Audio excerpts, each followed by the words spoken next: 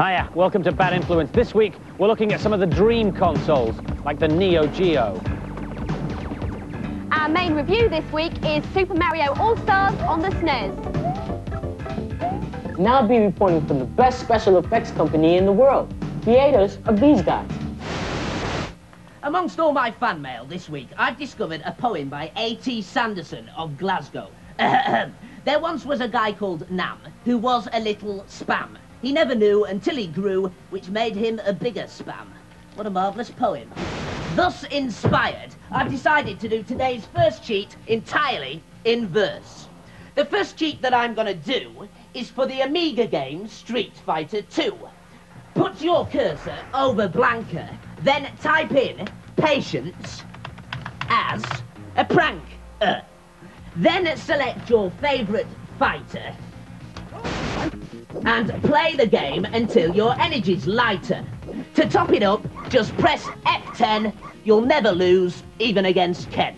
Well, there it is, my first rhyming cheat. I think you'll agree I never missed a beat. Keep watching, because I'll be back with more exciting cheats from my shack.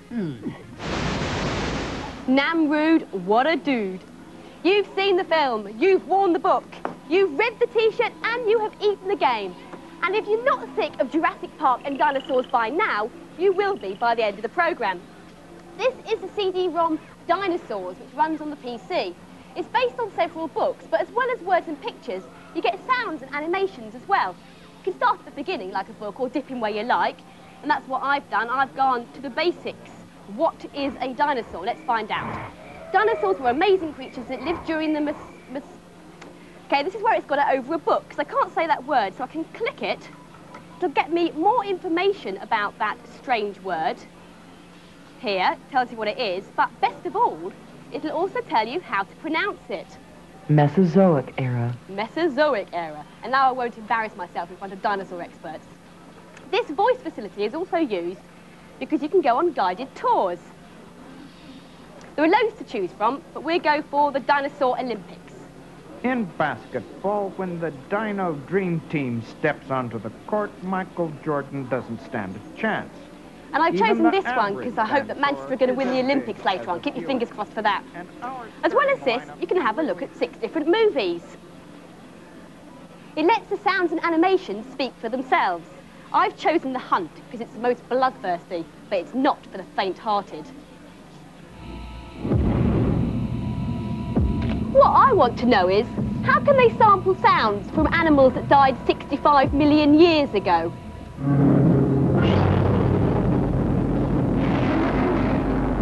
Make your chips go down a treat, that, wouldn't it? Super Mario All-Stars is a combination of 4 classic Mario games which first appeared on the NES. They've been given a bit of spit and polish to bring them up to 16-bit standard and include the lost levels of Super Mario Brothers. Here's Alex finding his way around. If you're a Mario fan, then this one's really going to be for you. What they've done is they've reworked the graphics and the sound. Now, I don't think this uses all the SNES's capabilities, but that shouldn't worry you, as all the gameplay's still there. This is Super Mario Bros. 1. It was first released in 1987, and this set the standard for all the rest of the platform games. What I'm doing here, I'm little Mario running along, got to do all the same things, leap on the turtles, knock them into the brown walking mushrooms. And if I look around, I can find mushrooms, they turn me into Big Mario. What you can do is you can leap on all of them, and if I can find a star, I'll be invincible for the rest of the level. This means you can just run through, you can do big jumps, you can just plough through the game. These are the lost levels of Super Mario Brothers. You won't have seen these if you live outside Japan, because when they were first released, they were considered too hard for the European market, and this one requires some precision jumping. Let me tell you, these are a lot harder than they look. You've got to leap over these green things, but they're always getting you. Oh, they've got me. With these 4 separate games included, I think that makes it great value. Even if you've already got Super Mario World, I think this complements it nicely. I will consider buying it, but only because it's got the 4 games in one.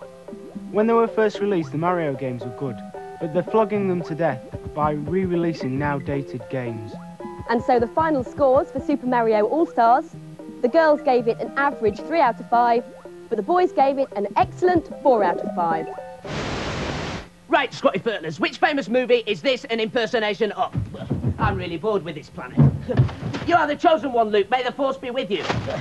Eat, eat, the spaceship has been overrun by Imperial stormtroopers. Use the force, Luke.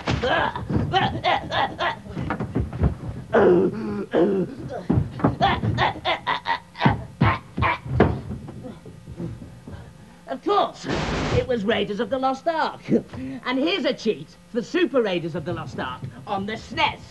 When you get to the Sandman's level, after the second set of caves, you come to a straight piece of ground like this. All you have to do is fall off the cliff and press left, and you'll find an extra set of 9 lives. And you can come back to this spot as many times as you like. Right, time for my next movie impression. Eek, eek, all the dinosaurs have escaped. Ockeye the new haggis. I'm really sorry I built this island and invented all them dinosaurs the new. They used to say that a camera never lies. Today, especially in movies, it lies all the time. And the best people in the world at making it lie aren't in Hollywood.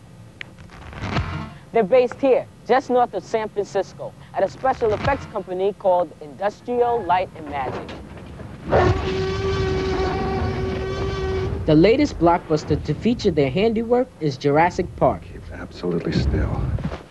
The job of the special effects wizards is to produce scenes and characters that can't exist in real life. And let's face it, there aren't that many Tyrannosaurus Rexes around nowadays, even in California.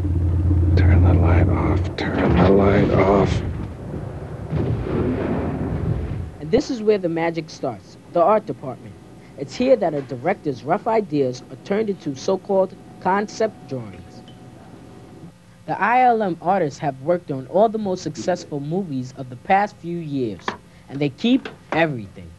This is a T2 book, and these are just some real rough illustrations that director Jim Cameron sent to us. You can kind of tell what it is, but just barely. And then our art director starts drawing based on that.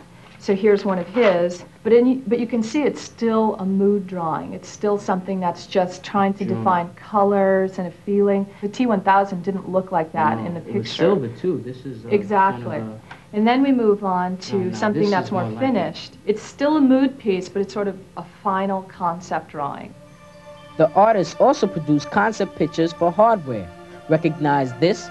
It's an early version of the Death Star from Star Wars. And once the concept gets agreed by the director, the model shop gets to work.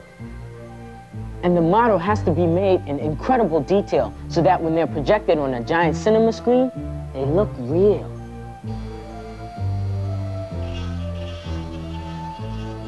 The model makers here at Industrial Light and Magic can produce anything from dragons to dinosaurs, from spaceships to Slimers, from buildings to brothers.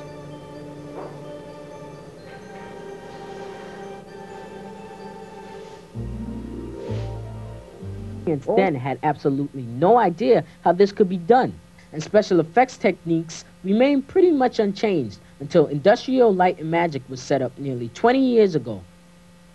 It's 1975. Producer George Lucas is about to embark on a project called Star Wars, and he needs to film some very special effects. He assembles a team of model makers, cameramen, and unusually computer experts, who between them invent an entirely new way of shooting special effects. For the first time, they're using computers to control camera movements. This is what's called a motion control camera. It's motorized and can move very precisely under computer control. It means that camera moves can be repeated time after time. So all the spaceships that you need for your battle can be filmed separately and combined later. Today, motion control is used in every other movie. But here at ILM, they're one step ahead. They're using computers in an entirely different way to produce movie images. This really came to the forefront with Terminator 2, where we had a completely synthetic model of Robert Patrick built for his role as the T1000 robot. To produce the perfect T2 within the computer, the programmers needed a real-life reference. So they felt-tipped actor Robert Patrick's body with a black grid and filmed him walking, running, and standing. They then produced a wireframe model inside the computer, which they could animate to perfectly reproduce his body movements.